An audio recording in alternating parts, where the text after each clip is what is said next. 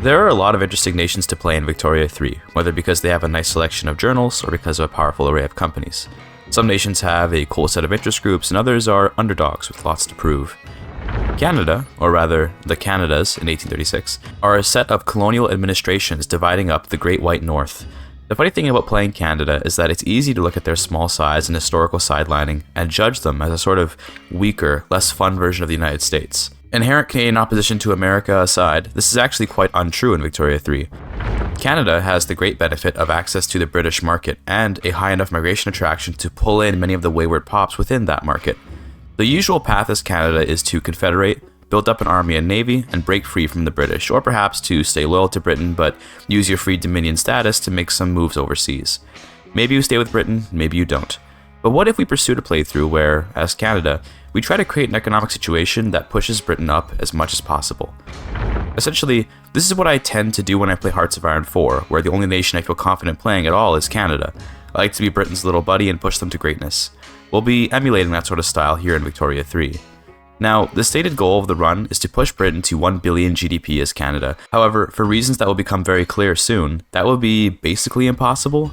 That said, we can still push Britain to a far greater level than they'd otherwise be able to reach without our support, especially in this world where the AI can't use the Navy. With that, let's get into it.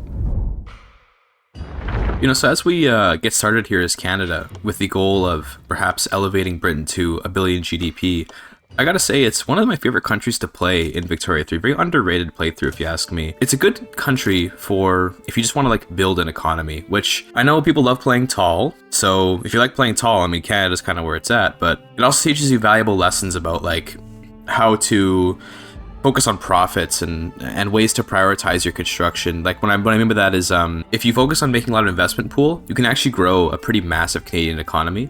The trick, of course, is trying to not get completely just destroyed by the British. You might steal all of your industries, but by using some monopolies on companies and by making sure you don't privatize everything too quickly, you can actually get pretty damn strong within the British market. But regardless, that yapping aside, I love Canada. I am Canadian, as many of you know. The purpose of this playthrough is sort of just like a little challenge. I want to see if I can get Britain to 1 billion GDP. I say 1 billion, that's really unlikely, and the main reason is going to be limited population. The AI is not as good about building up a large population through migration as the player tends to be. So I'm suspecting we'll probably stall the British economy out around 500 million GDP.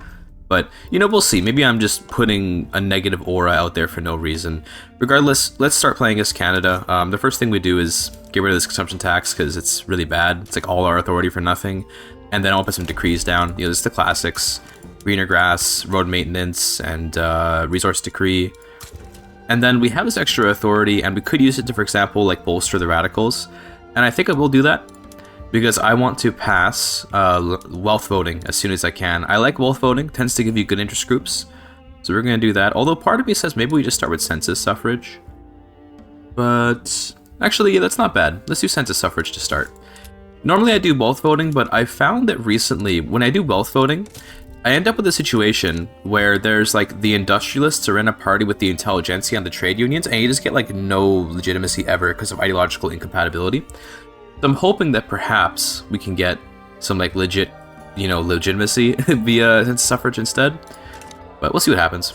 For now, let's make friends with our overlord, Britain, and with the Canadas, because we have to be friends to do our confederation. And we also need to research nationalism for that. So let's go over and research that. Very nice. For a company, we're going to probably start off with a lumber company. We're going to first make 5 logging camps, and then we'll make lumber company. I find that my old build, I would always make a construction sector first. But I keep on running into an issue where, I get into way too much debt. So actually, we're going to play a little bit safe this playthrough. We're going to not build a construction sector until we have the company built. This gives us a little bit of time to build up some budget, and also it'll, just make things a little bit less risky in general, which is nice. It should be noted that this is actually my second attempt at this playthrough today. I had one attempt earlier, but then I just kind of over-leveraged my construction and ended up going bankrupt, which, it happens to the best of us, right? Not a perfect player by any means, but you can avoid that by perhaps being a little less aggressive on the construction, as I'm trying to do right now. The nice thing about playing in Canada is that you have access to the British market, and that means that pretty much every good at all times is in high demand. The British market is gigantic and it's very industrial.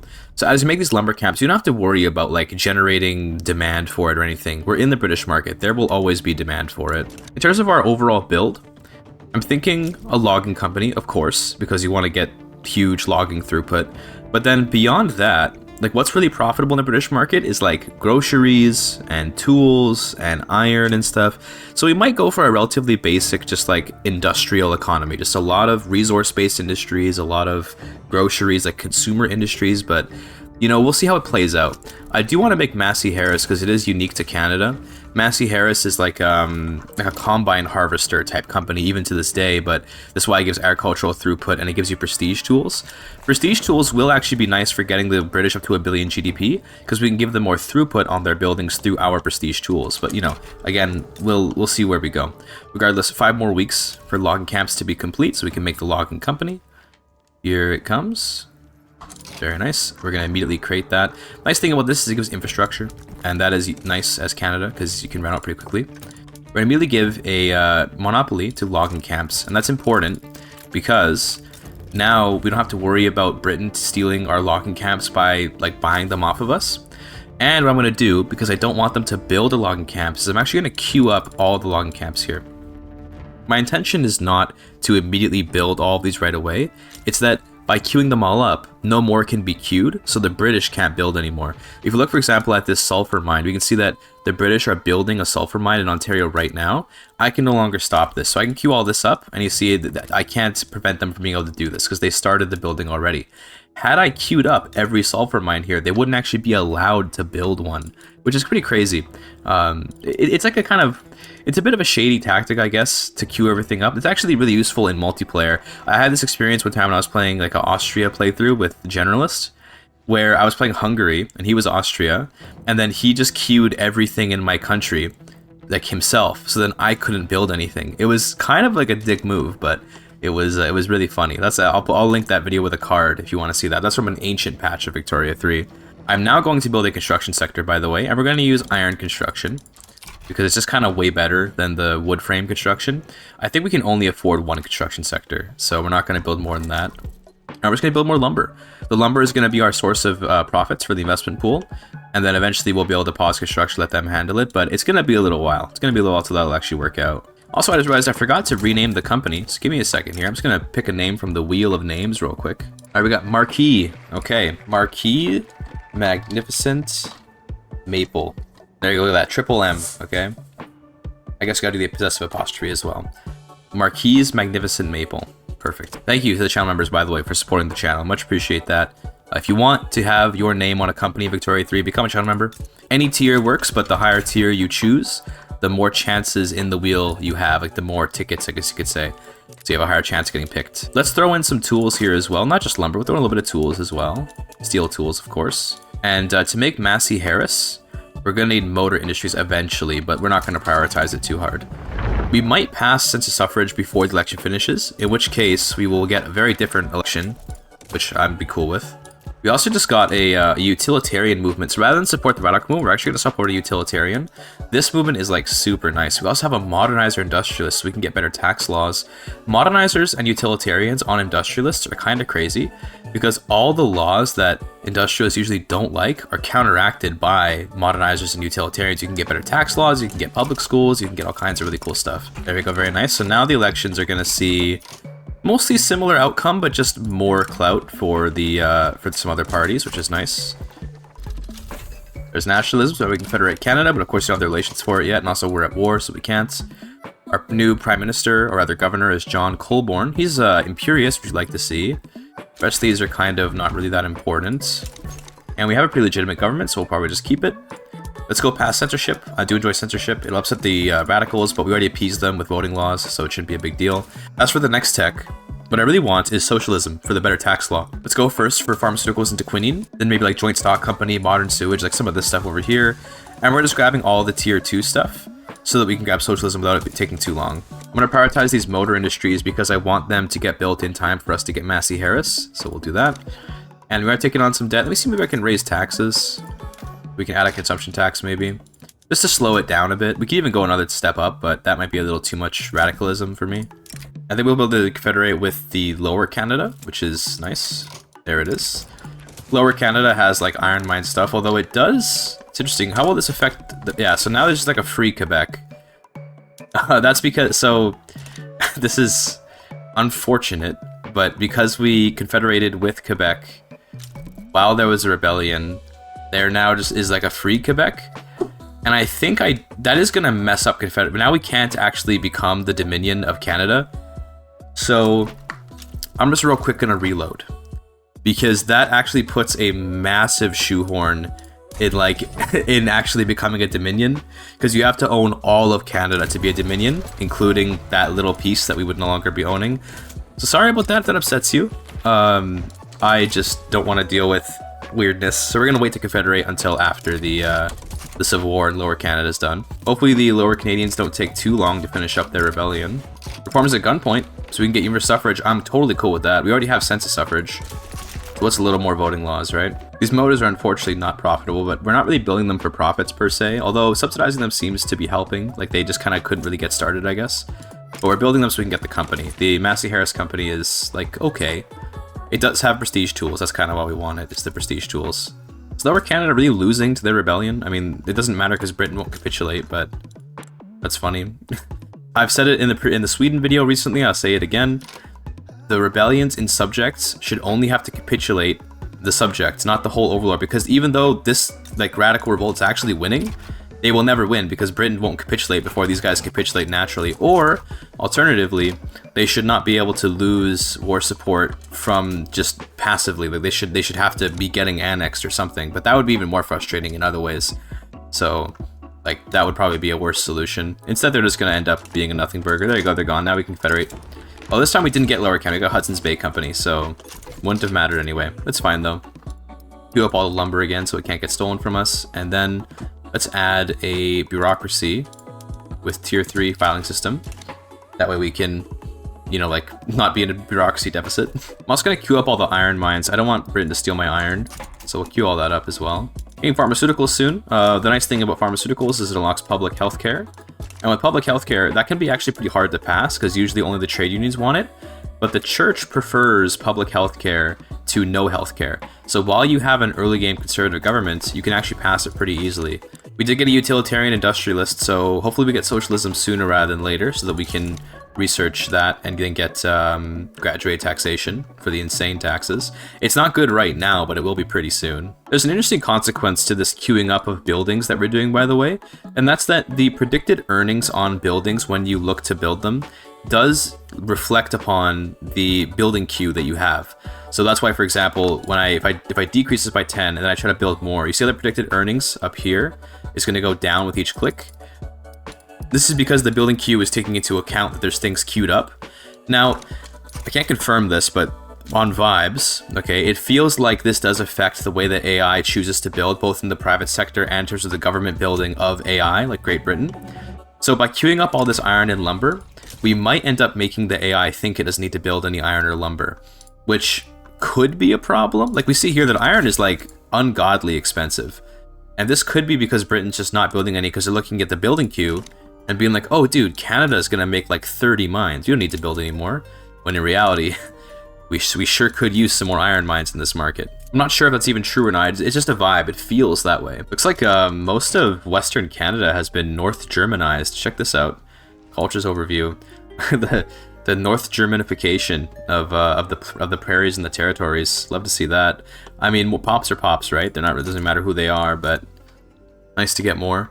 I usually don't care much about the prairies or about the territories in Vic 3. I care about the West Coast and I care about the East Coast because I'm just a based urbanite in Canada. There's Lower Canada, by the way. Love to have that. It does mean more construction sectors we likely cannot afford. So I'm just going to take down a couple. Take one down here, take one down here.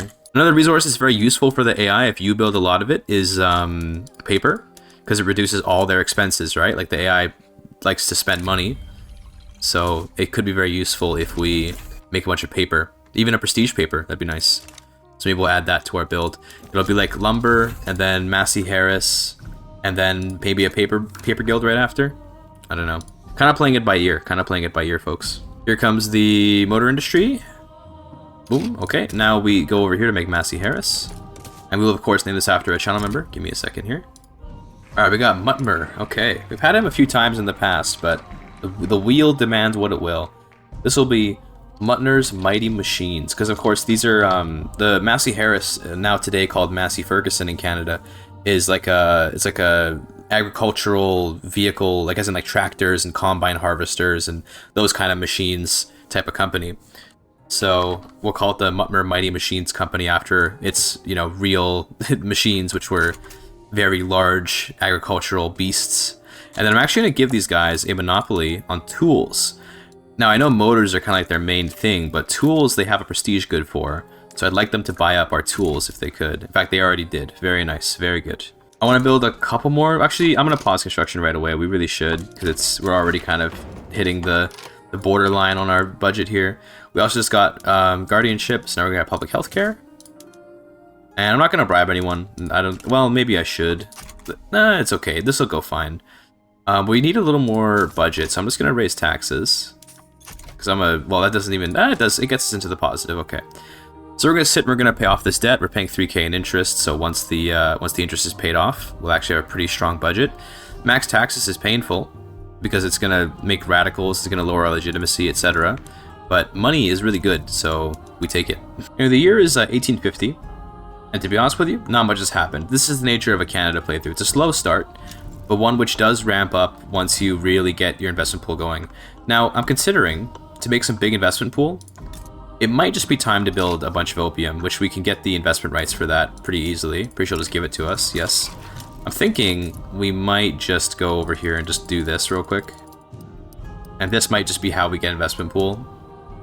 Which I know, like, can get really tiring to see the same builds over and over again. I totally understand that. But for a challenge run where we want to get like a billion GDP in Britain, I think it's going to be necessary to do some kind of clutch plays, you might say.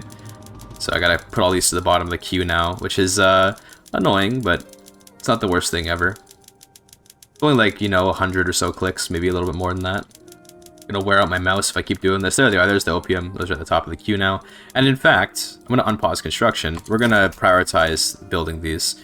Is there any... Yeah, we actually have efficiency bonuses here, so that's really nice. What I might do... Okay, let's get a little bit ballsy. I know I said I gave up on a run earlier because we went too hard on the construction. Let's just drop like another 8 construction sectors. And let's get this opium done really quickly, and then pause construction to pay off the debt so that the investment pool can handle things using the opium as a cash crop. Opium is great for making a big investment pool that can then be used to build your economy for you. Start building this opium pretty quickly, and we should see the investment pool is going to... It's already the largest source of investment pool that we have in the entire country is the opium plantations. And also, the end of the war. Okay, great. Confederate Canada. Nice. Fortunately, we cannot afford to build this fast for very long, but we need this. We really need this. So, once we get maybe like 20 of these, we'll pause, I think. Maybe 15. We don't want to go too hard here, because we're already taking on... This debt is already a lot. 5K in debt is scary. But thankfully, the government dividends coming in are nice. In fact... The government dividends are not quite keeping up with the interest, but they're not too far behind. So it might be smart to actually just keep on going here until we get not super close to bankruptcy, but closer than you might think. It should be noted here that choosing to take on huge amounts of debt to jump the economy like this is only really possible in a situation like Canada's, where you're part of a larger market with a massively profitable industry to invest in. Normally, having a deficit that will bankrupt you in just a few years and praying that the government dividends investment pool will cover the costs is a fool's errand. But opium is just that strong. Although I'll have debt to pay off once I pause construction, the investment pool generated by the opium, especially alongside the actual government dividends, will see the economy grow rather than stagnate how it has been for a while. Because Victoria 3 operates in such a short time frame, getting a leg up early is important. This is where someone with a background in finance could talk about the whole time value of money or whatever, but essentially, the sooner you get the investment pool, the more time it has to acquire value for you in the game. Thus why taking on debt to get money now is worthwhile. Gotta pause construction. It's so tempting to just keep building, but I think we do have to pause at this point, and we can pay off our debt. It's gonna be slow because the interest is pretty high. One thing to keep in mind is that as interest gets paid off, you owe less of it, so the interest payments get lower, and then as well, we're going to be able to get more government dividend efficiency because we're going to have less debt that we're owing to our own businesses. So, you know, The income will slowly cascade upwards. Not to mention there's a reinvestment now, making like an easy 10k off that opium. Kind of crazy. It's a boring strat. I don't like spamming opium because it's so chill, but like it is really effective though. If you are doing like a challenge run or whatever, you need money. Opium is real good. Unfortunately, Britain did not get the Hong Kong port, so we're not going to see as much opium demand as you would like to see, but you're still going to see quite a bit because just the British market is full of people, and they will consume the opium. This run is about to take a bit of a massive turn for the worse, in the sense that, for reasons beyond my control, my relatively slow but now accelerating Canada run is going to come to an end rather suddenly. This is one of the relatively uncommon, but certainly possible with the recent Navy-destroying patch of Victoria 3, outcomes that can kill a Canada run instantly. The Americans are coming. America is going to war with us. What do they want? Transfer Puerto Rico. Well, I don't want to get my shit occupied, so I guess I'll put soldiers on the front. Like, even the thing is, Britain should be able to just defend me, but alas, we do have a tactful dude. Okay, tactful means we actually have a chance of holding our own here. Yeah, this is unfortunate. I really don't want to be fighting. Like, the Americans are just gonna steamroll me. I don't really have a chance at all of resisting here, even with the tactful dude. I guess we'll put up the military wages and pray, but it's costing me so much money. But if we get occupied, it's gonna be even worse. But of course, the British are not going to send troops here, are they? Yeah, I think we have to just accept our fate. We're just losing men for like no reason. Okay, just go back home and accept your fate. This really sucks. This really sucks really bad. And I can't capitulate either because the British control us, and this war is gonna go on forever. Oh my goodness, dude. Oh, oh man, you hate to see it. If only, dude. So I'm working on my 2,000-hour Victoria 3 review right now. And unfortunately, it's marred by the fact that this recent DLC, this Great Wave DLC, and its accompanying free patch, has been so like disastrous for the game. Because we were in a good place before this patch. Really, we were. Like the AI was like pretty good at the game, and things were like all right, you know. But now, the fact that America can just occupy Canada like it's nothing, and Britain will just sit there with its massive fleet and not send any troops abroad. It's like, I understand, I guess they're focusing their troops maybe on India is what's happening here, but these are British Raj troops. It's not even British people. These are the Raj's men, so it doesn't even apply. But yeah, look, we're gonna go bankrupt. This is like another dead run, like straight up. It's a dead run because we're gonna go bankrupt off this. I can't do anything about it. God, it's so bad. It's so bad. Like, Britain should be able to defend me. But there goes all of the prosperity. There goes, like, I'm gonna bankrupt. I'm losing population to devastation. I guess bankrupt me? We just bankrupt again. It's insane. I guess, you know what? Just keep building opium, I guess. Although now we can't build opium because I guess we lost our investment rights from the British.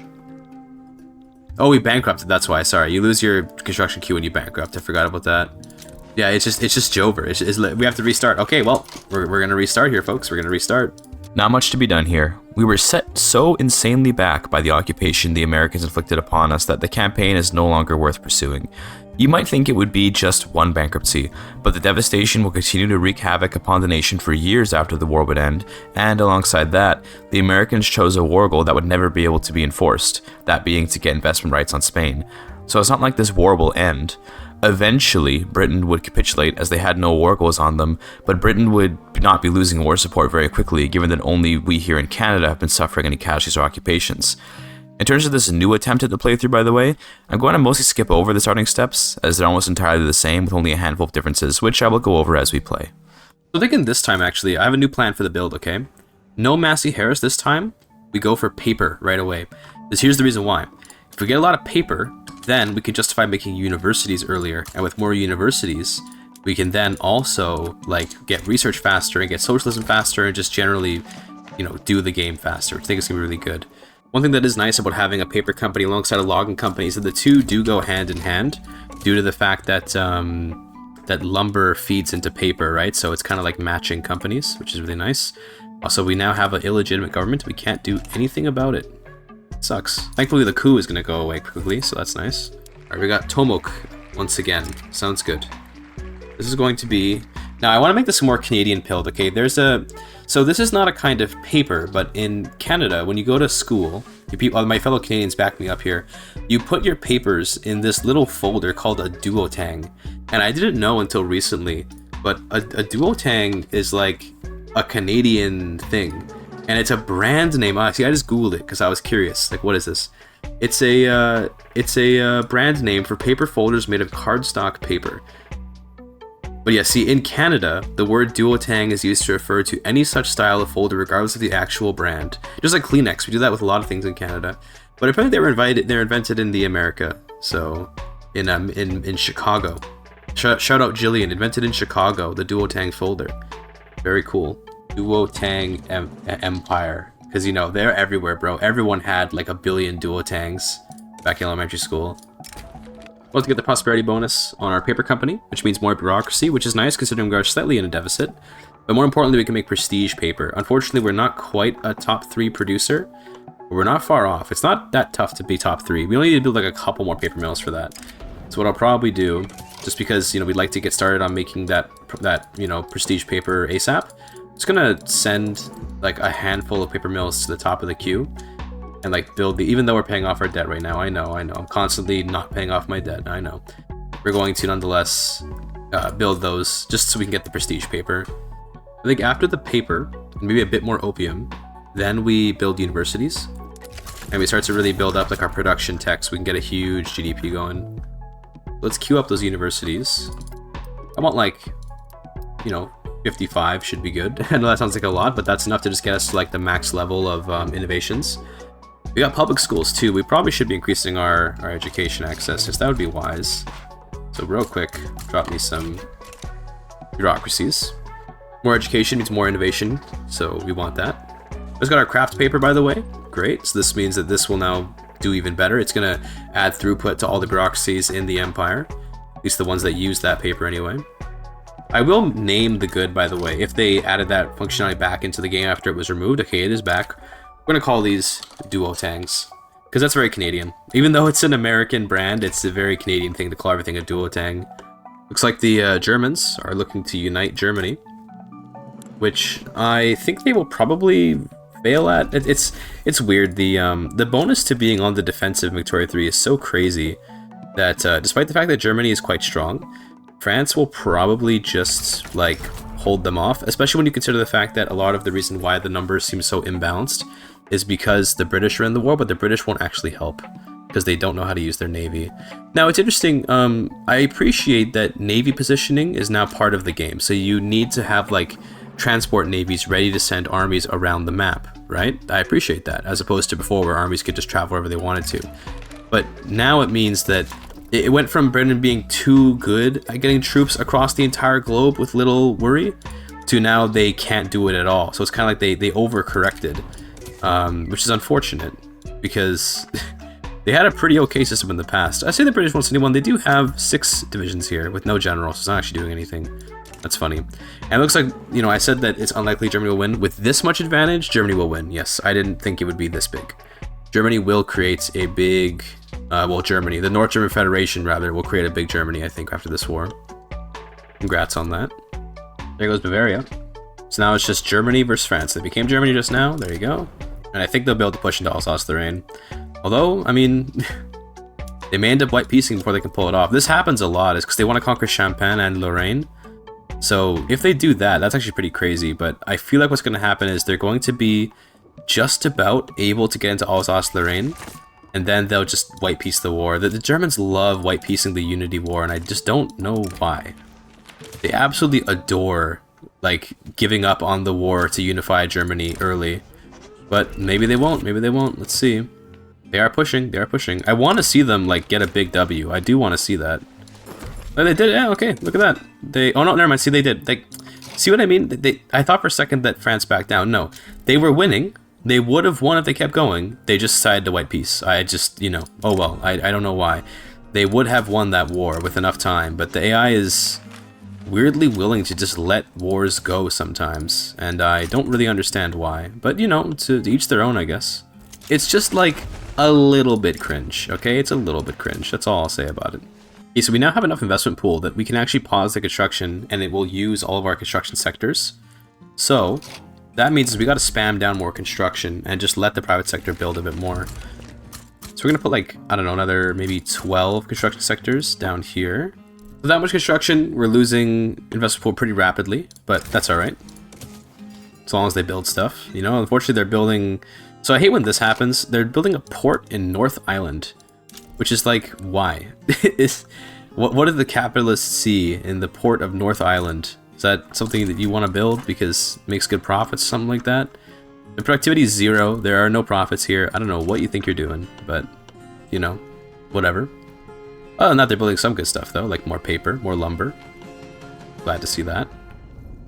There's professional army, so we fulfill our promise. Next is the graduate taxation. It should pass really easily because of Jose Hernandez in the rural folk. I think with a combination of being able to raise taxes again with getting graduate taxation should see our income, like our budget, no longer be so scary. Communist Manifesto, so we can get Karl Marx in charge. Yeah, don't see why not. There he is, our boy.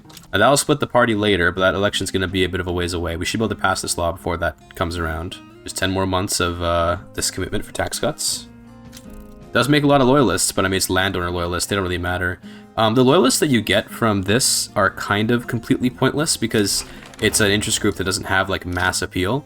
Because radicalism only matters in the masses, not really in like the rich people, we don't really care whatsoever when we get the loyalists from that stuff, but it's okay, I suppose. Almost uncolonized in the Yukon, which will mean that we'll be able to confederate, which is nice. We become a Dominion. Dominions pay slightly less taxes. They also can do diplomatic plays, which is very important. Okay, 1 more month of low taxes. So we're not going to bankrupt, even though it looks like we will. We won't, because we can raise the taxes again. There it is. Okay, put those puppies back up. Now we're looking just fine. We can even pause construction and really make sure we're good. So let's do that. There we go. Now we're going to sit here. We have to pay off this debt. This debt is kind of catastrophic. So I'm paying 48,000 in interest. So we're going to sit here. We're going to pay off the debt for a while. Investment pool should hold. Pretty sure we have plenty. So there we go. It's going to be a bit of waiting now. It's okay. It's time to pass laws while we have Karl Marx in here. How's Britain's GDP looking right now? We just check. It's currently 1865, 61 million. I mean, I don't have like numbers memorized. I don't know exactly where they usually are in the 1860s, but hopefully that's a good number. They do have the Raj now, so that's good. Although interesting to have a local like Indian guy as the viceroy. Usually it's a white dude, but that's cool, I guess. The Canadian GDP graph looks pretty good here, by the way. This is actually not too bad. I mean, I think it'll get even more explosive pretty soon, because with the new tax law, we can just like really get a lot more done. But we need to go through this period of debt payment. We just need to get this debt out of here. Can't be suffering with it. Okay, last province here for the Canada Confederation. There it is. It's now a Dominion, which means even fewer taxes to pay. And then let's check our Liberty Desire. We're probably going to lose Liberty Desire pretty fast, which is regrettable, but we can fix that by just requesting stuff from Britain. And that will make us dislike each other. We no longer want to like them. We'd like to dislike them now. Although I do like getting support regime, so let's actually take that. Karl Marx is already gone, by the way. I don't know what happened to him, but he's already gone. He was here for so short. So briefly was he here, but, you know, it's fine, I guess. Despite having not paid off all of our debt, I need universities. I should not be dodging these universities for so long. We need these. So I'm going to queue these up to the top. You know, real quick. There you go. And let's get those building. I think I put a couple iron mines on the top by accident, so we'll just drop that down, but time to get some research going, folks. We need it. Alright, so we're kind of in a bit of a play pattern right now where we're paying off the debt slowly, we're continuing to build, and we're gearing up for the big industrialization. We have to pay off this debt, so we have to pay 32k in interest. Then we go to steel construction, most likely, and we just go ham. Steel construction is really efficient, so we really like to use it. The problem, of course, is that it requires a lot more expensive goods. But thankfully, because they're part of the British market, those goods are very easy to access. We do have the Ripper. Okay, well, alright. Back to Rippers here. New company, by the way. What do we want to do? We could just do the mining, which is fine. There's also just, like, tools. So the question is, do you want to do this or Massey Harris? I feel like I would just rather have the basic tools, because steel and tools is kind of good. Plus 5% manufacturing, it means our paper is even better. Is there anything else you might want, though? United Construction Conglomerate, but we don't have the principal. Oh, that would have been really nice to have. It's a shame. The food one is always good, especially in this market. But I think we're still focusing on industry, so actually it's gonna be Combined Canadian Metalworks Syndicate, I think, and we'll find a good name for this real quick.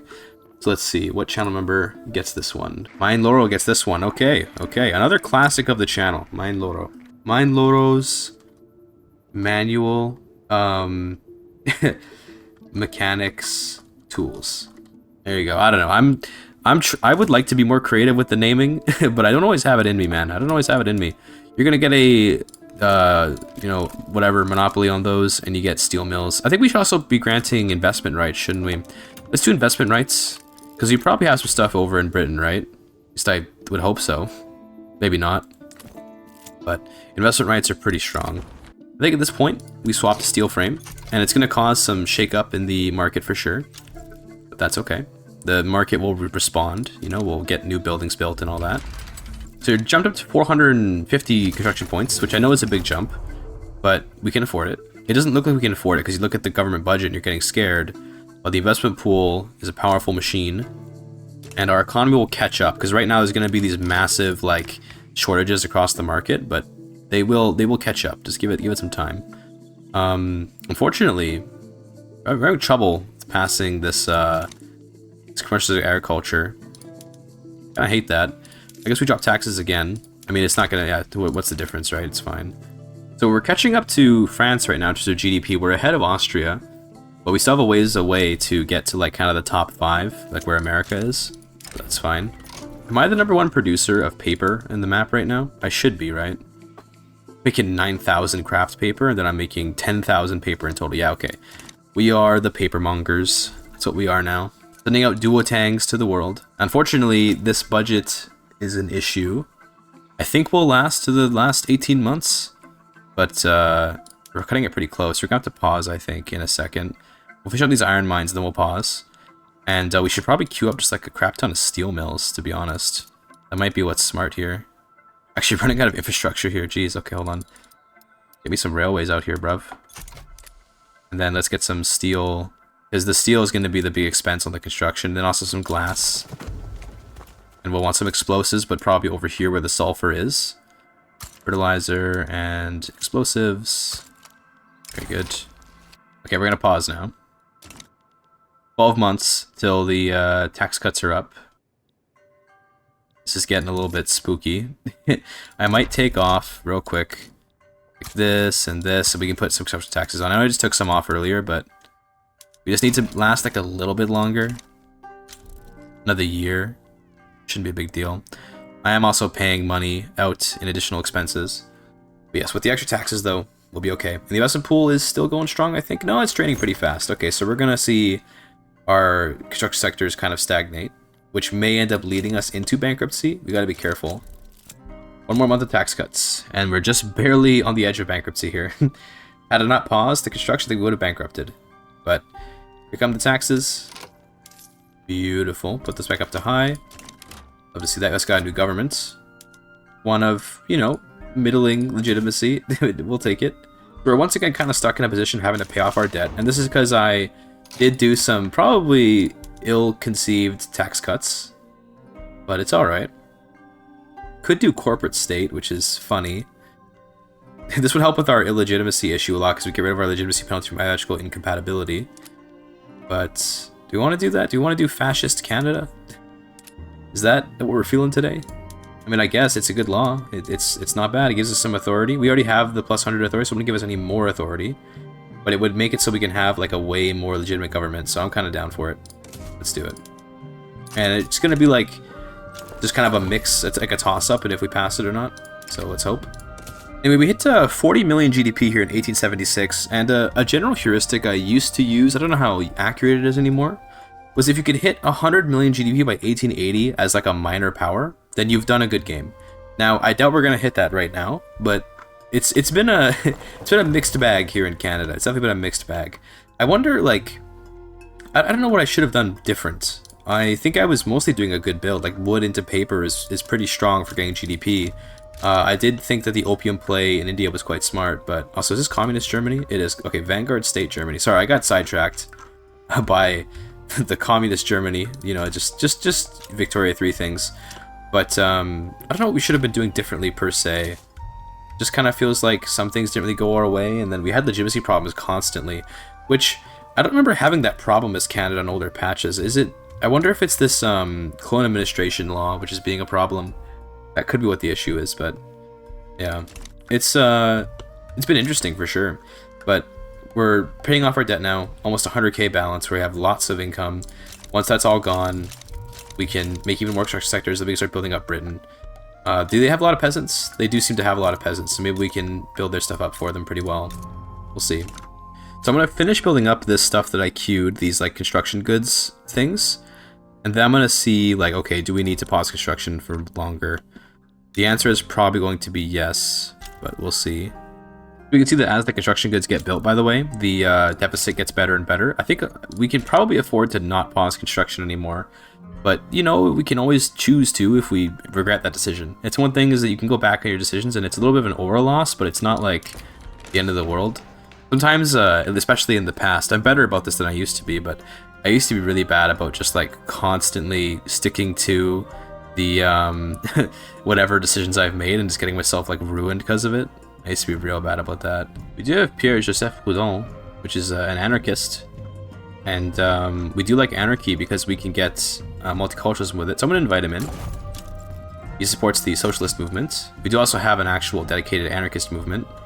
He just supported. Okay, for a second I was like, why is he supporting that one? That would make a lot more sense. We like that. Anarchists are really nice. Through the power of just making more buildings, despite the fact we took on a bunch of debt to be able to do it, we now have a positive income, although it's now negative again, but it's wavering between positive and negative, probably based on how much the construction is being taken over by the private sector. So that's really, really nice to see. I'm very happy to be seeing that. Next law, by the way, I think I do just want, like, multiculturalism. The problem, of course, that no one's going to be able to take it. What we'd like to do is get Pierre-Joseph Proudhon in power, which hopefully we can do soon. He should be pressuring the trade. I don't know why he's not. He's, you know, it says here that it results in 14% pressure, and if it's about 10%, they'll be considered pressured, but they're just not, so... Victoria 3, just doing Victoria 3 things, which is kind of what they do around here. Our GDP has absolutely ascended from like about 40 million to 70 million in just a couple years from the buildings, which is wonderful. Okay, so far, we have not been able to pass multiculturalism. This is not a good start. Looking at the current 0% success chance. But we will continue trying anyway. We actually got to the amendment phase of multiculturalism. Wow. I'm having my doubts if we're going to pass it, and to be fair, passing it is not a requirement for this run. But it would help. It certainly would help. We just got to voting on 20%. Okay.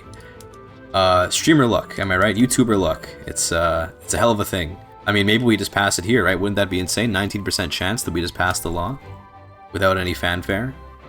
You never know. I mean, we'll probably just get a setback, though. If I know me, it'll be a setback. Okay, well, it was a stall, not a setback, but not good. Okay, not good. Okay, so we have unfortunately once again stalled on multiculturalism, so we're gonna get a legislative failures. 14% chance. Okay. I will do the armed forces. Let's give them... We'll increase size of the army, sure. Because I want to pass this. Here goes. Legislative graveyard. So cringe. Didn't even get the law that we wanted, made all these promises. Well, that sucks. So now we need to make trade centers, we need to enlarge the army. We could just say no to these, though. Which, like, wouldn't be too bad. It would suck a little bit, but there's worse things out there. We could get off of corporate state to something a little more pog, like social monarchy. But this isn't very good. I like social monarchy because it lets you make it lets you basically do the Japanese emperor thing where you have like a fascist nation but with a monarch.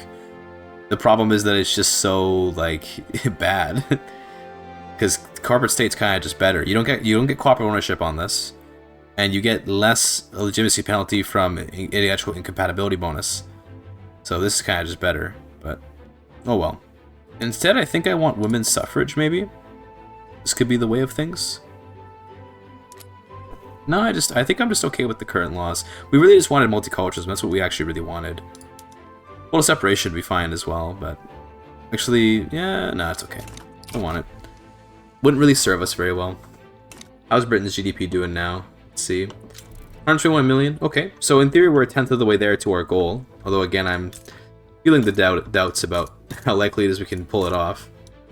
Looks like Germany is invading Sweden. They're trying to transfer Denmark. And Britain is helping Sweden. Okay, so we're at war with Germany, I guess, or we will be soon. Oh, never mind, they just backed down. Oh, Sweden. Oh, they're going to form Scandinavia. Watch this. You want to? It just happened right now. There it is. Scandinavia. That's huge. Looks like communist Germany not having the best time right now. Although their GDP is probably insane. Not bad. It's less than Russia, which is kind of sad. Usually Germany's kind of insane. But Britain's doing pretty good, though. 127 million. I suppose we can just start building in their country exclusively. But the question is, what do we want to build there? One thing I like to do is like to build up their agriculture in Ireland, and this is so that they end up having all the Irish people flee into England. So we might do that. Do they have migration controls? I think we checked that in a different save, but I don't know what it is now. They do have migration controls, unfortunately, and they also have national supremacy, so these guys might not be able to migrate around easily. But maybe they'll just go to London anyway. Let's build up all the rye farms. This normally isn't very valuable, but we'll do a mix of livestock and rye, just to get these Irish people to get upended. Now you might say oh, are you doing an Irish genocide kind of thing? The answer is no. I'm actually going to flood the market with food, which will leave them with too low profits to get jobs, so they'll move into England, but it will give them a ton of food. They're not going to starve, they're just going to look for better economic opportunities. Okay, it's not... I'm not doing a horrible thing right now. Promise. Promise. Yeah, so about that. Turns out overproducing food in a world obsessed with profits just means that everyone that works in farming gets laid off and the agricultural land wilts untended. I didn't intend to create another Irish famine, but alas, you're about to witness what can happen when Canadians meddle in British affairs. Wait a minute, Britain, you're having a hell of a game here, dude. I didn't realize that Scandinavia was a minor power. I thought they were giga chatting it by taking over Schleswig-Holstein. No, they are they're a subject of the British. North Sea Empire type vibes right here, man. Huge. And maybe we'll build a bunch of groceries. That could be what we build over here, is just a ton of groceries. That'll get them a lot of GDP. Yeah, I think if we build a ton of groceries in London, that should attract migrants. And we're going to overbuild them in the hope that that will just bring, it'll create a lot of extra jobs. One of the modifiers for migration attraction is available jobs. You'll see here. See, available employment plus 19.1. This means basically jobs that aren't filled. So if you overbuild in a state, you'll get more migrants there. So the idea is we're going to try to get more people to move to Britain by overbuilding in their states. And then hopefully it'll work out. We'll see. Getting combustion engine, by the way, this is going to be big. Combustion engine means cars. Cars are great. After that, I'm just rushing compression ignition because the new mining PM, the diesel pump, is just ridiculously good. It's kind of just insane how good it is. Now the trouble with trying to make cars is we have a lack of rubber around here.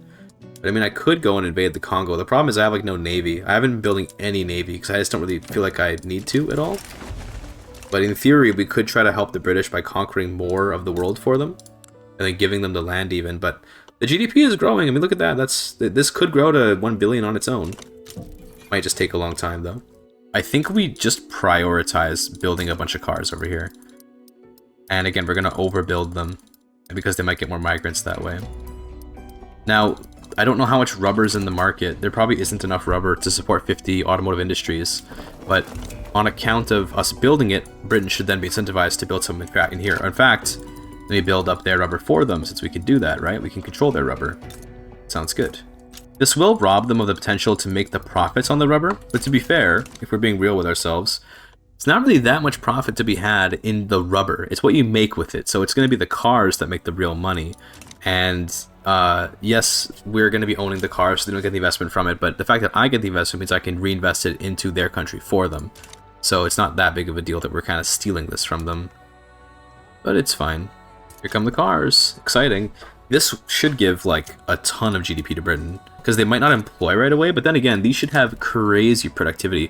The way that wage competition works, just broadly, right? I'm not, just this simplified explanation, is that if there's workers around, so if there's extra peasants or extra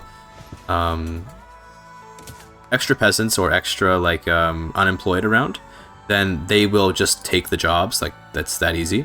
But if there's not, let's say, right, we're in a position where there's not really a lot of available workers, right? then it's going to essentially start raising wages in each building in order to create an incentive for workers from other buildings to move in. It's creating a competition, right, in the wages. So this productivity number is the number that matters for competing for wages. And it looks like this has very high productivity, because this means that the company finds that they can get the most money out of the pops. Oh my god, yeah, they're making a lot of money here. Jeez, okay, great. Let's take a look at the GDP graph. It might take a bit to reflect it, but we should see it grow pretty quickly from these cars, because cars are just like a very heavy GDP producing thing in general. This might also bring in migrants. It's important to note that we're making jobs, but it looks like they're just leaving. They're coming over to my country. Okay, so unironically, I probably should turn off my migration decrees, shouldn't I? Because I'm just stealing people from England right now, which normally, again, is like a good thing. But in this case, we want England to be more populated. We do have 9 million people in Ontario compared to just 5 million in London. That's kind of funny. Like, it feels so weird, but you know what? Like, yes, we should turn these off. So let's just get rid of all this. And instead, we can put on decrees, I guess. Sure, like we put on like resource decrees, I mean. I said decrees, but a resource decree kind of thing. And this should see their pops not leaving. Yeah, see, now they're... Okay, now pops from my country are going over to them. Perfect. Okay. This should mean now they can employ those car manufacturers. Looks like engines are expensive, so we can also add some engines for them. I wonder how many people we can pack into London doing this. We'll see. I mean, they have migration controls, very sadly, so they're not going to see like a ton of Indians moving over or anything like that. And they're also on national supremacy, so they're not exactly going to be getting any mass migrations. But we'll see what happens. Now here's the trick here, okay? So if you look at London, it's got an Irish cultural community. We want more migrants to move in. Remember I queued up all those farms in Ireland? Let's go and send those to the top of the list here. It's going to take a lot of clicks, but I think it's actually easier if we look at this way. Let's put these all to the bottom. And we're going to just make the Irish want to leave. And we should see, if this works how I want it to, we should see like the Gaelicization of London happen pretty damn fast. Because these farms don't take long to build. So they're just going to get spammed down. And then the people, these peasants will have nowhere to go. Well, they'll have somewhere to go. It's going to be London, but they won't have any jobs. So they'll suddenly just migrate over. And they should have a high attraction to this location because it's got good jobs. It's got, you know, available employment and so on. Multiculturalism, by the way. We love to see that. I'll take off some decrees to accept that issue. There you go. Good. Now, my nation might end up stagnating because we're not going to have immigrants coming in anymore as much because I took off my immigration decrees. That's okay. We're here to make Britain great, okay? Canada's already great enough. We're trying to share the greatness here. Now we see that there's peasants turning into unemployed. Where are they going? Home counties. See, this is the big brain move, okay? Is that you destroy the Irish arable land, and then they urbanize. They move to the big city. They move to London, okay? And we're going to do this to every Irish state, because there's hundreds of thousands of Irish people here, okay? And they're going to go back. They're going to go back to London. I say back, I mean... I guess the British Isles used to be Gaelic, so going back could be said to be a thing they're doing. But look at the profits on this, man. That's crazy. How's the GDP? Around 61 million. Not growing as much as I would have liked, but that's okay. So we almost have gotten rid of all of the arable land here. We can see there's thousands moving out to the Midlands and the home counties. Thousands every week. It's perfect. We're overproducing food. Although I say that we weren't going to make them starve, but unfortunately... in the period where a lot of them are unemployed, we are causing mass starvation. I'm sorry. The Irish have had it tough in life. Okay, I'm sorry that I put your SOL to 2.8, 2.5. Sorry, it's getting worse. It's getting much, much worse. I'm very sorry that I did this to you. I'd need more people to move to London. Okay, this is... yeah. At least the rich people are still rich, right? That's, dude, almost 10,000 are coming to London. This is, it's a lot. I believe now we're working on turning Ulster into a thriving agricultural community. This number will balance out as the unemployed people leave. So as they leave, right, if they go off to the home counties, there will not be as much competition for work, and they will finally be able to get jobs and not starve as much. But for a period of time, there's going to be problems. Almost done building up all the livestock ranches here. They're going to run out of arable land. Although it looks like, funny, they've been able to employ everyone. They must have... Do they have buildings here? Wait a minute. Do they actually... They actually have, wait, they actually have stuff here. Wait a minute. I didn't expect that. So actually Ulster was a bit of a bust. They actually have like urbanization here. So we can't just make everyone become unemployed. So it should be here in Leinster where we see more mass migrations coming out. Still got full peasants, so it's going to be a little bit longer. There's still enough arable land. Okay, now we're getting some unemployed. Here goes. Yeah, a couple thousand unemployed now. We're going to see the SOL just tank because they're all losing their jobs. I'm so sorry for the 2.2. I'm so sorry. It's funny how it's so unintuitive, but the way to cause mass starvation is to build too many farms that can't make any money compared to letting people live off the land, right? That's actually how you like screw Ireland, is if you make too many farms. Even if they're like making food, there's no money in the food, so there's not employing, you know, and then no one has a job anymore. It's funny to me how unintuitive it is. Because if you were trying to do like some kind of LARPing playthrough where you try to like get rid of a certain ethnicity, then just build all the farms in their country, and then they die. Which I know sounds weird, but that is actually how it works. Here comes the tax cuts end, by the way, so we can put our taxes back up. They're moving to South Cameroon. Oh my goodness, they're running off to Africa. I guess they're gonna go work in the rubber trade. I did start up the rubber here, although there's like no profits on it. That's probably because we just like the cars are not using that much rubber. Although I can make demand for it because I have tools, don't I? Hold on. There you go. There's some demand for rubber. We can do it over here too. Big rubber demand now. We need more bureaucracy, by the way. I am gonna bother to make sure that my country is functioning somewhat well, even though we're focusing on Britain. My nation needs to function so that I can continue to support Britain. We have compression ignition in 3 years, which is gonna be like ridiculous. If only I could like share tech with Britain, that I could give them that knowledge and they could make even more cars. But it's all right. I'm sorry, Irish guys. Okay, these guys actually have good sound. So it is really a cherry on top that Northern Ireland is having high SOL while the rest of Ireland is starving. There's just something about that, you know. Instead of like the Belgian Congo like having like enslaving the locals in Africa to get the rubber, the Irish are escaping famine and working in Canadian rubber plantations. You know, we are famous for our war crimes, us here in Canada, so I guess we can be famous for our workers' rights violations too, right?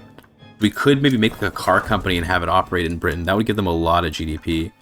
If we could conquer Michigan, we could get Ford. The problem is that fighting America is going to be pretty tough, although I could just make an army. Like, I'm just being lazy. Laziness is my eternal curse out here in Victoria 3.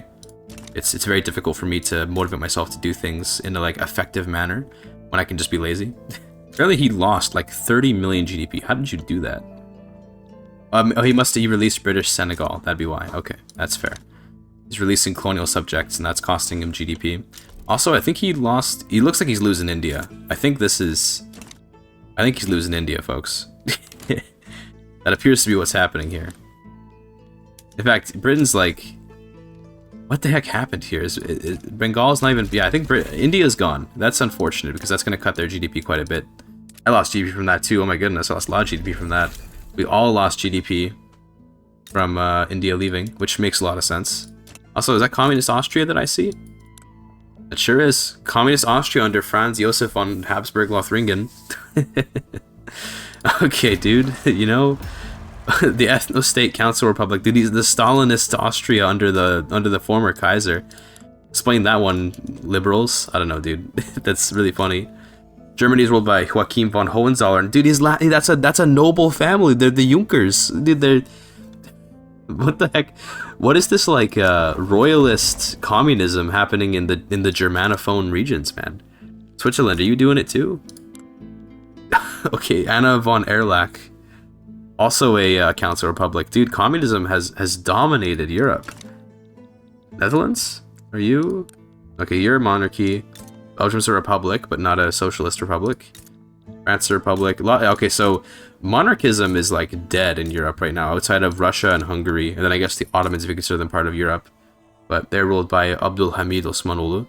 Okay, so the communists are fighting each other, and Britain is sided with the Austrian communists. This is just like, I mean, a classic case of leftist infighting, but I mean, I do kind of hope Germany wins, because it'll be like a somewhat aesthetic border. They're taking like... They're trying to get access to the sea in the south, I guess. They want like a warm water Mediterranean port type thing or something. I don't know, but I think Germany wins this. I don't see Britain being able to win this even with Austria's help, or vice versa, Britain or Austria with Britain's help. You know what I mean? Looks like Germany is handling Britain and Austria quite well. See, the SOL in Ireland, by the way, has kind of recovered to where it should be after a lot of starvation, I'm going to assume, but let's call it a lot of, migration as well. Now that there's jobs available for everyone, they can, live not great lives, but okay lives, maybe. Okay, the war with Austria ended. Congratulations, Germany. Big conquest there. Austria is now just like a little... Look, the imagery is perhaps a little bit adult here, but I'm seeing the creation of life right here. I don't know if anyone else can see it. Maybe it's just me. But that's a funny little creature right there. Also, new company. What do we want here? Well, which of these would help with Britain's? I guess if we get more resources, it would be good for them. I want to do Canadian Motors because this would be really good for what we've been building. But in terms of helping Britain, might better do the combined Canadian Mineral Corporation and then add iron mines to it as well. It could actually be pretty legit. So sure, let's do that. Naturally, we need to pick a name for this, so let's go to the wheel. Alright, we rolled Alexander the Greatest. Classic channel member. I call this one Alexander's completely safe mining operations. There you go, look at that. Isn't that beautiful? Because it's a very, it's a beautiful industry, alright? They're completely safe, of course. Immediately they bought up a bunch of stuff. Very cool. It's all in America, though. So the more availability there is of, raw materials, the better the profits will be on their buildings, and therefore the better GDP. But I don't know if that's gonna... I don't know if I can push them to it. I think $1 billion is no longer within sight. I think $500 million may also be out of reach at this point. Now, I will say, if you add up their GDP ownership with their GDP, they're at 450 million. So they're almost there in terms of their total GDP owned at all. But I don't know if that's cheating or something, maybe. This is 50 million population, by the way. This is more people than live in Canada right now. Now, to be fair, we do have the bonus of Alaska giving us 92,000 extra people. And then also the more real bonus of Southern Columbia, Oregon, and Idaho, which is a couple million. But most of this is going to be in, Ontario, Quebec, and then actually the plains. The prairie is bringing a lot of migrants these days, so that's cool. Not much in the Maritimes, but some new folks arriving. How's the actual culture map mode? I imagine it's just normal. Very, very Greek in the west, it seems, but otherwise just Canadian, which checks out. Any other weird oddities out there? Oh, we have Anglified Southern Ireland. Yeah, that happened. This is probably the result of my actions, I would guess, but not sure.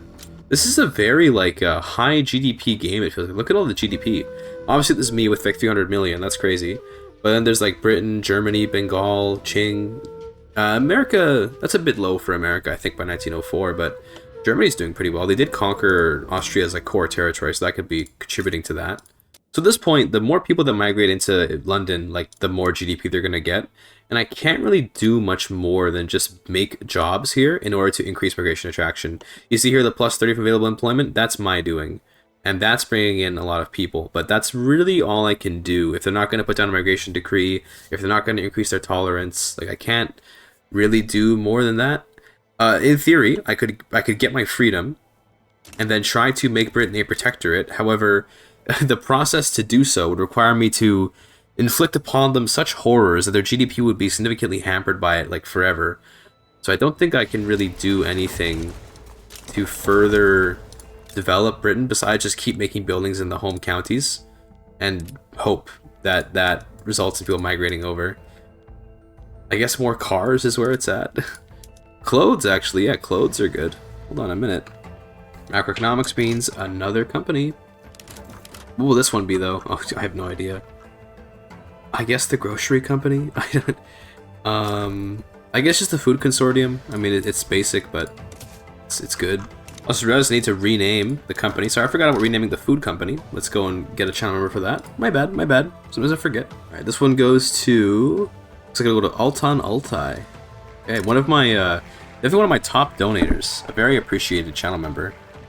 So call this Altan Altai's Authentic Turkish Donaires. In Canada, we spell donaire like this, by the way. I don't know why we spell it this way. We just do. Okay, so they're donaires. Okay, there you go. We'll rename the gourmet groceries to a Halifax donaire probably, which is one of our most famous sort of pieces of Canadian cuisine, alongside Hawaiian pizza, which Canadians do love naming shit after American places. And in the past it was endearing, but now it's concerning. I wonder how their British population graph looks. They're probably getting population moving in from their subjects, maybe. But the migration control should make that pretty difficult. I'm not always certain of how the rules work for migration controls, but I'm a little bit upset that my GDP is still growing way more than theirs, because they keep building in me. They own about more than a third of my economy, which is like 100 million pounds. But then I own like a little bit less than a third of their economy. Wait, no, sorry. Okay, wait. I own 35.9% of their economy. They own 32.5% of my economy, which is a larger number overall. But nonetheless, if you add up their GDPs across their foreign ownership and their personal GDP, it's definitely over 500 million, which means that at least the partial goal we were going for here is complete. We'll see if I can get them up to a billion. It just feels like a cop-out to include the foreign GDP ownership, but I mean, come on, dude. Like, we're carrying Britain here, man. We're doing what we can. Alberta is a plurality Japanese, but if we look at the actual demographics here, there's like no obvious largest group. So Japan is the largest, rather Japanese is, but like it's basically tied with the Canadians, and then there's just a bunch. This is like the most diverse place maybe ever. That is insane. We see a similar thing. Nah, not quite. It's not the same in Saskatchewan. Manitoba though, Canadian and Bengali and Japanese, but still there is like a clear plurality there, I think. Looks like Northwest Territories have been settled by Hungarians. 500,000 people in Northwest Territories is insane. 121,000, none of it. Still an Inuit hometown, it looks like. Oh no, the home counties are having a strike. That's not good. So this, I assume, is they must be having some kind of like issues with their communist movement, and now they're striking, and that's gonna take away their throughput. How does your GDP feeling about that? Yeah, a little bit of a dive, but not too crazy. They only own 59% of their GDP now. Oh my goodness, that's that's a little crazy. How much is in the total power block? I mean, it's got to be exactly a billion. Wow, so we've just hit a billion across the entire power block. New Granada at 71 million. Wait a minute, New Granada is thriving, man. Don't see that often. That's a big number for New Granada. Look at that graph. That's insane. But they only own 24% of it. Britain owns most of their GDP, and then I own some as well. Very fun. This is definitely the kind of like little bro helping out Great Britain type of vibe that I was hoping for, by the way. I feel like we have greatly inflated the power of the British Empire, even if it's not as much as we were hoping to. It does suck they lost India, though. That would have been very helpful for the GDP. It's unfortunate. My population has been like insane. Look at this graph, man. I mean, even though I don't have the migration decrees down, I'm still getting ridiculous amounts of migrants, which is just kind of insane. I don't even know, like, I mean, I guess I know why. It's because we're getting so much SOL, but still. Alberta especially is getting a lot of migrants. And again, I don't know why. They just love it here. One thing I can do, let me try this, alright? So in Ontario, we see we don't have a lot of unemployed. What if I just make a bunch of people jobless? What if we just put on automation? We just suddenly, we put AI into everyone's companies, and suddenly they no longer have jobs. And then maybe they'll migrate out to Britain or something.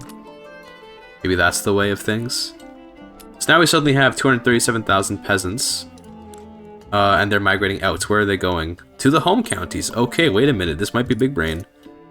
We have to get rid of... So we have to get our people to move to Britain by getting rid of their jobs. Because we do have an Anglo-Canadian cultural community here. So, and we also have, of course, the English people can move there too. But I guess we should do that. Yeah, okay. Let's try to encourage more migration. So let's turn on just everything. I think this will probably harm my economy overall, although maybe not. Maybe it'll actually be a good thing. I'm really bad at judging the usefulness of most of the like automation PMs, because I tend to just not like using them. They tend to, in my opinion, not be that useful until the super duper late game where you have like no more pops. But I very rarely play such a game of Victoria 3 that I actually am like starving for every single pop we can possibly get. Normally by the time that happens, I've given up on the game, if we're being real. It's not that much more. I think it's about where it was, but maybe it's going to be more consistently stuck at like this sort of 10k plus area, in which case that's pretty fast. It's pretty big growth.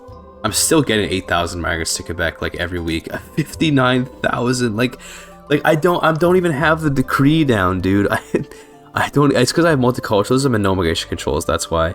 Silly Britain turned on migration controls and like ruined it for themselves. They could be doing this too. They could be getting 50,000 people moving in every week. Look at the 58,000 per week. What? It's weird. Like it jumps and then goes back down. Migration is always so weird in Victoria 3. But like, dude, they really need to get rid of the migration controls. Britain just hit 300 million GDP. Look at that. That's honestly impressive. Like, I know we wanted a billion, but this is already kind of insane that we got them this high. I don't think I've ever seen an AI hit 300 million. I say that, like, Germany has in this game reached 310 million. But I wonder, like, is this because I assume they're trading with each other? It could be that on account of our actions, we've made a world where there's an abundance of resources in general. So GDP is higher across the board. I feel like I see most AI, and you know, people who play the game, you know, let me know what you've seen. I feel like I see most AI tend to kind of cap out around like 200 million, like around there, you know, give or take a little bit. But you know, I guess they can go even further than that, even without help from me.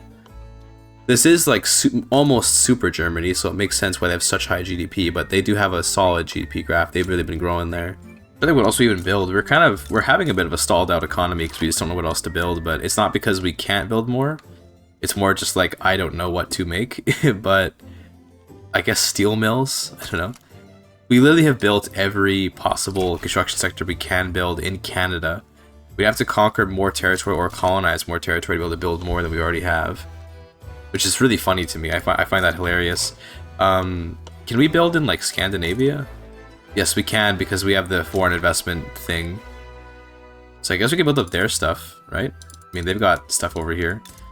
This, you know, nothing wrong with all this. This is just so we can keep up the demand for our steel, because right now the price on our goods will drop because we're not building anything. So like, you know, we just build things for the sake of building things. We have Korean territories now. Although still Inuit none of it. But otherwise, like normal, just Canadianized nation. Scottish Idaho, which is strange, but I'm sure they'll figure that out. Okay, another like 50 million GDP, either in their own country or overseas, and they'll be at 1 billion GDP total. It's not too far. I do own like 40% of their GDP, which is absolutely insane. Okay, we're getting up to 1 billion here. Here it is. Okay, it's about to happen. We're just like 15 million away. Wait, is that it? Is that... I think that right there is 1 billion. Yeah, that's 1 billion right there. 337 plus 664.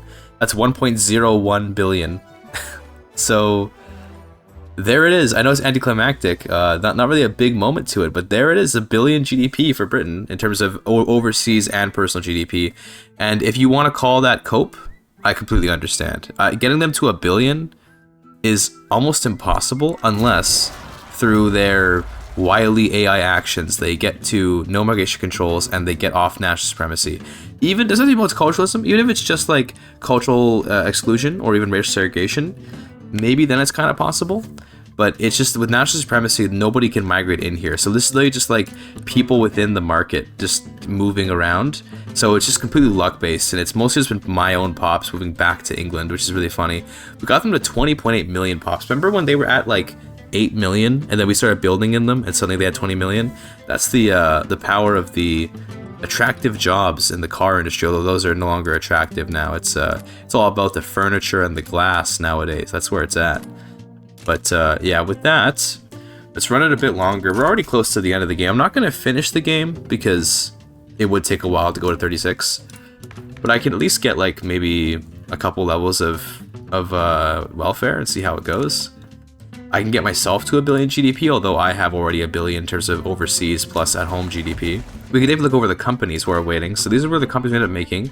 We have Marquis Mighty Maples, ended up with yeah, just pretty solid profits overall, and then they kind of blew up later on. The rubber helped out. They own a lot of rubber, which is nice.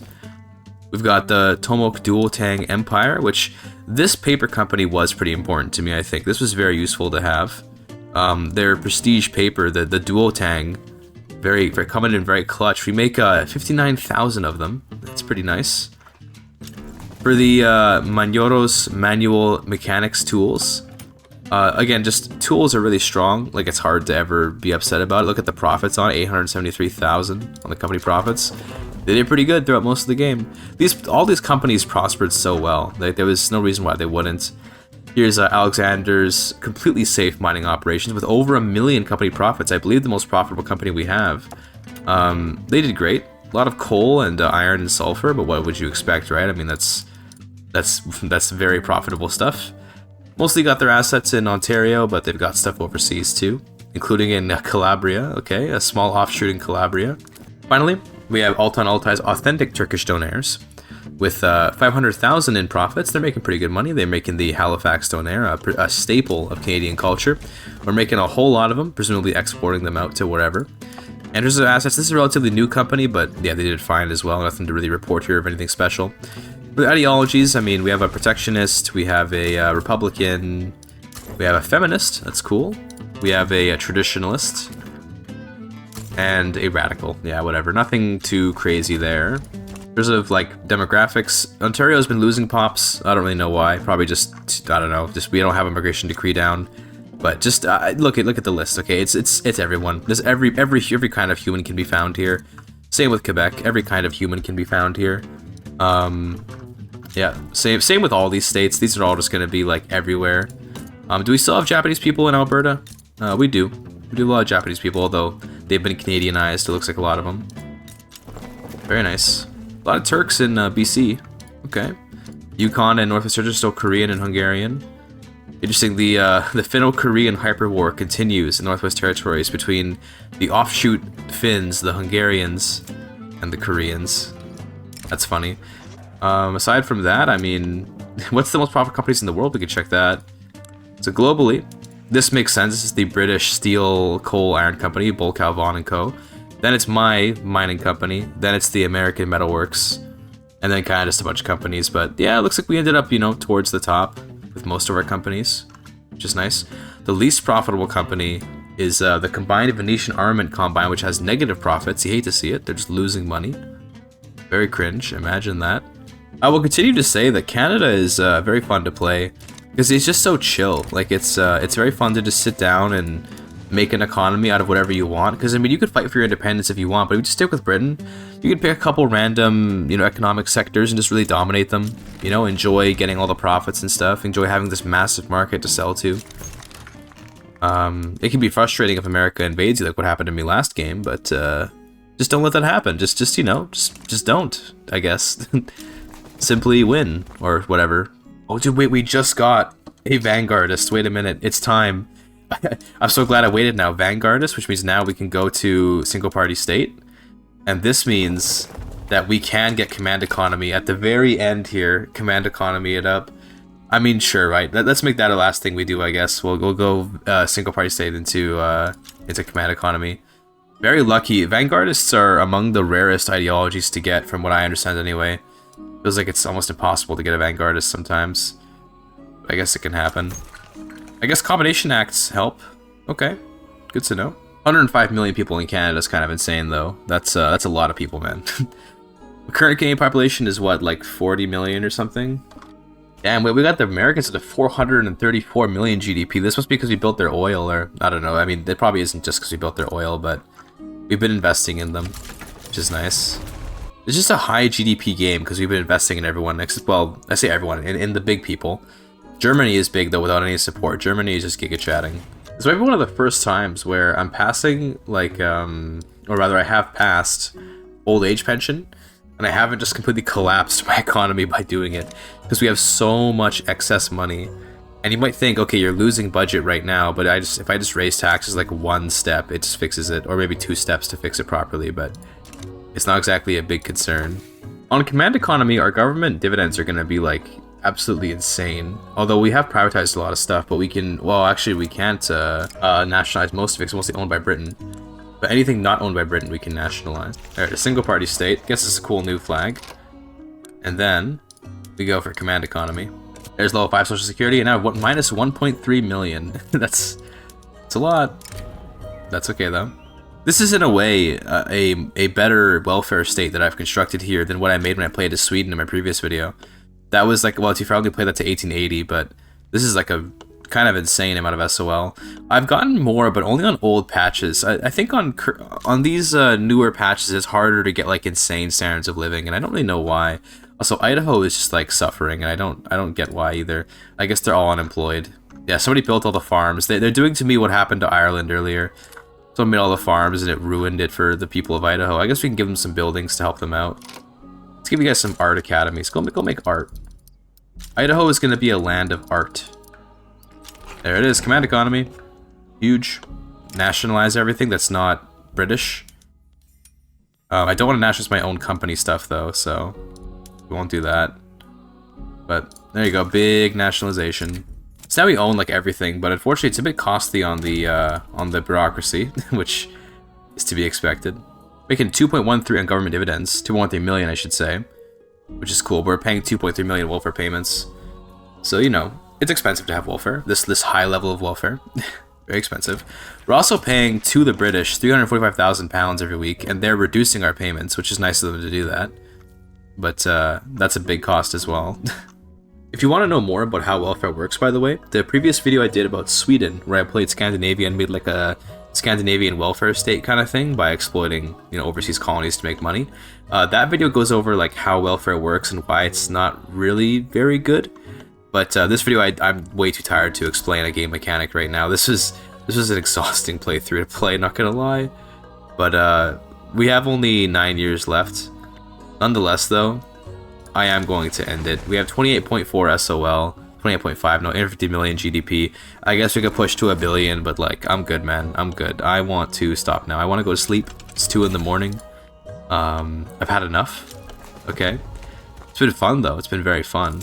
820 million overseas GDP, 361 million domestic GDP. That's a billion. That counts. Okay. I don't think I've ever seen... Maybe in some patches, when it was more competent with its navy and stuff, it could get to a billion, like, on its own, but don't think I've ever seen that. I don't know, though. Maybe I'm coping. There you have it. A challenge completed, albeit perhaps not in the way you may have first thought. Britain does indeed own £1 billion worth of GDP. It's just not all in their own nation. I enjoyed playing this run, and I hope you enjoyed watching it. If you did, consider liking and subscribing, and if you're interested in purchasing any Paradox content, consider using my affiliate link to do so that I get a little cut. Thank you for your time.